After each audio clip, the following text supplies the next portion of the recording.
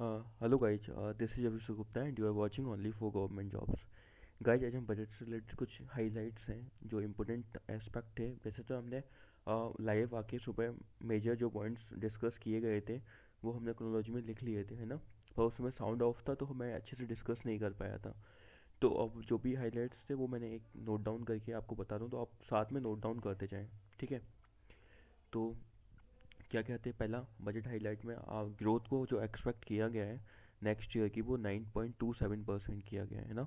बहुत ज़्यादा है, बट देखो क्योंकि जनवरी में जो कलेक्शन हुआ है जीएसटी का वो अभी तक का सबसे हाईएस्ट है ना। और हमारा सर्विस सेक्टर भी बूम कर रहा है। तो देखो पता नहीं, बहुत सारे इंडिकेशंस होते हैं, इंडिकेटर्स होते हैं, वो सब मेजर करके हम एक तरह से डिफाइन करते हैं कि क्या रहेगा प्रिडिक्शंस। तो जो एक्सपेक्ट किया है वो 9.27% किया है ना। उसके अलावा ब्लूप्रिंट तैयार किया है 25 ईयर्स का, जिसको हम अमृतकाल भी बोल रहे हैं, है ना। क्योंकि 25 ईयर्स, क्या ये 25 ईयर्स वो है कि 75 ईयर्स हमको हो गए, 75 ईयर्स से 100 ईयर्स तक का जो बीच का टाइम पीरियड है उसे हम बोल रहे हैं 25 ईयर्स, ओके। वो अमृतकाल है, उसका पूरा ब्लूप्रिंट तैयार किया है हमने। इसके अलावा कौन से 4 प्लस है जिन पे हम मेजर फोकस रहेगा इस बार: inclusive development, productivity enhancement, energy transition, climate action, ठीक है। फोर्थ अपना मैन है कि इस बार फोकस किस पे किया गया है।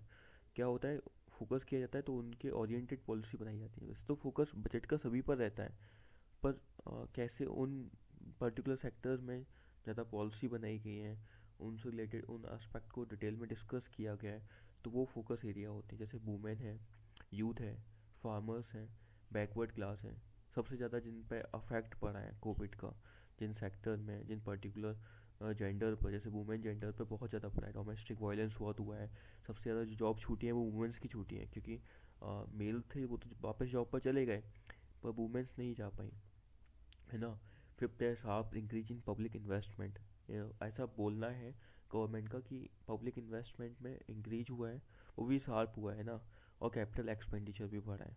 तो इससे क्या होगा कि ग्रोथ होती है। जब भी कैपिटल एक्सपेंडिचर बढ़ता है तो कैपिटल हमेशा आपको ग्रोथ शो करता है ना।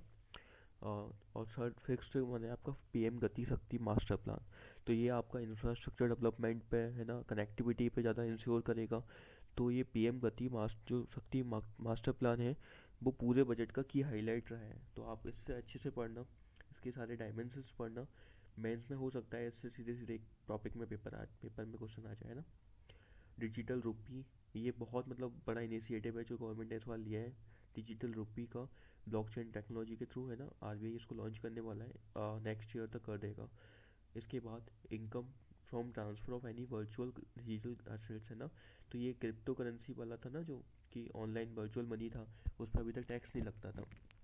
तो अब 30% टैक्स की बात की गई है। उसके अलावा 1% टैक्स ऑन ट्रांजेक्शन, ठीक है। तो ये बहुत बड़ा इनिशिएटिव हो गया, क्योंकि एक साइड गवर्नमेंट बोल रही थी कि उसे रिकॉग्नाइज नहीं करेगी, तो बहुत सारा मतलब लोग कमा रहे थे, कुछ रेगुलेशंस नहीं थे, तो अब डायरेक्ट 30% टैक्स लगा दिया गया है ना।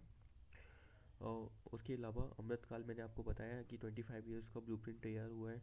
जीएसटी कलेक्शन इस बार सबसे ज़्यादा हुआ है ना, 1,40,986 हाईएस्ट है अभी तक 2017 से अभी तक का। इसके अलावा income from long term capital gains will be tax at 15%। कितना? 15% लॉन्ग टर्म कैपिटल गेंस पर। कॉर्पोरेट सरचार्ज कम कर दिया गया है 12% से 7%। तो कॉर्पोरेट सेक्टर को फ़ायदा होगा, क्योंकि इकॉनमी इस समय रिसेशन में वैसे ही जा रही थी। रिसेशन नहीं बोलेंगे क्योंकि अब तो इकॉनमी रिबाउंड कर रही है, पर फिर भी ऑटोमोबाइल सेक्टर्स वगैरह थे उनको अच्छा खासा इशू आ रहा था, है ना। ई व्हीकल पॉलिसी वगैरह के चक्कर में बहुत ज़्यादा लोग सोच रहे थे खरीदें ना ना खरीदें, तो इससे मदद मिलेगी। मोर allocations for PM Awas Yojana. तो गांव में और जो आवास योजना चल रही है गांव में और सिटियों में, उसके लिए एलोकेशंस बढ़ाए गए हैं, जिससे क्या होगा, स्लम्स का जो डेवलपमेंट होता है, माइग्रेंट आते हैं तो उनके पास घर नहीं होते रहने को, है ना। तो वो माइग्रेंट स्लम्स का इशू ख़त्म होगा। माइग्रेंट के पास घर नहीं है तो वो घर का इशू ख़त्म होगा। अनसस्टेनेबल हाउसिंग हो रही थी वो ख़त्म होगी। Parity between centre and state employees. अभी क्या था, सोशल सिक्योरिटी स्टेट की अलग थी, उसकी अलग थी, तो उसे पैरिटी करने की कोशिश की गई है स्कीम्स के थ्रू। एमएसपी जो रबी प्रोक्योरमेंट था वो डायरेक्ट बेनिफिट ट्रांसफ़र होगा अकाउंट के थ्रू, है ना। और एनी सेस और सरचार्ज और इनकम नॉट अलाउड, है ना। As business expenditure. अभी क्या होता था कि बिजनेस एक्सपेंडिचर में उसकी वो चलता था कि बिजनेस एक्सपेंडिचर होगा तो इसे क्लियर कट बोला गया है, कोई भी सेस और सरचार्ज लगता है जो इनकम पर, वो बिजनेस एक्सपेंडिचर की तरह अलाउड नहीं होगा, ठीक है। और प्रोडक्टिव लिंक्ड इंसेंटिव स्कीम्स जो चलती थी गवर्नमेंट की, ये क्या होता था कि जैसे प्रोडक्शन पे पर्टिकुलर लिंक कर दिया कि आप अगर 25 मोबाइल बनाते हो एक दिन के, तो अगर आप 30 बनाओगे तो एक्स्ट्रा जो 5 बना रहे हो आप, जो ग्रोथ हुई है, उन 5 पे आपको प्रॉफिट मिलेगा। तो वो प्रोडक्टिव लिंक्ड इंसेंटिव था। तो इससे क्या होगा, आत्मनिर्भर भारत को प्रोत्साहन मिलेगा, है ना। तो इसको बताया गया है। And for finance startups in agri sector, agri sector rural area में स्टार्टअप्स के लिए फंड को अलोकेट किया गया है। और नॉर्थ ईस्ट पर स्पेशल फोकस किया गया है, तो जिसके लिए नॉर्थ ईस्टर्न काउंसिल को उनको बोला जाएगा डेवलपमेंट के लिए। वहाँ पर भी वुमेन और यूथ से रिलेटेड बात की गई है। आत्मनिर्भर भारत डिफेंस सेक्टर में इसके लिए मोर फंड अलोकेट किया गया है कि हम locally vocal for local, local से ज़्यादा सामान खरीदना है, डिफेंस प्रोक्योरमेंट। इसके अलावा मल्टी मॉडल लॉजिस्टिक पार्क्स की बात की गई है। इससे क्या होगा, कनेक्टिविटी इंश्योर होगी, है ना। पार्क्स होंगे तो वहाँ रीजनल ग्रोथ होगी, है ना, हब बनेगा, है ना। कौन से बेसिस पे, hub and scope model. More Vande Bharat train है, 4 ट्रेन की बात की गई है वंदे भारत, है ना। और डिजिटल लिटरेसी को प्रमोट करना है, जिससे साइबर क्राइम वगैरह हो रहे हैं वो रुकें। स्किल डेवलपमेंट की बात की गई है, क्योंकि आफ्टर ग्लोबलाइजेशन जॉबलेस ग्रोथ हो रही है, उसका एक रीज़न भी है कि स्किल्स नहीं है हमारे पास, है ना। तो वो स्किल्स की बात की गई है इसमें। हेल्थ इंफ्रास्ट्रक्चर की बात की है कि हेल्थ के लिए बजट को और अलोकेट करना है, इंफ्रा डेवलप करना है ना।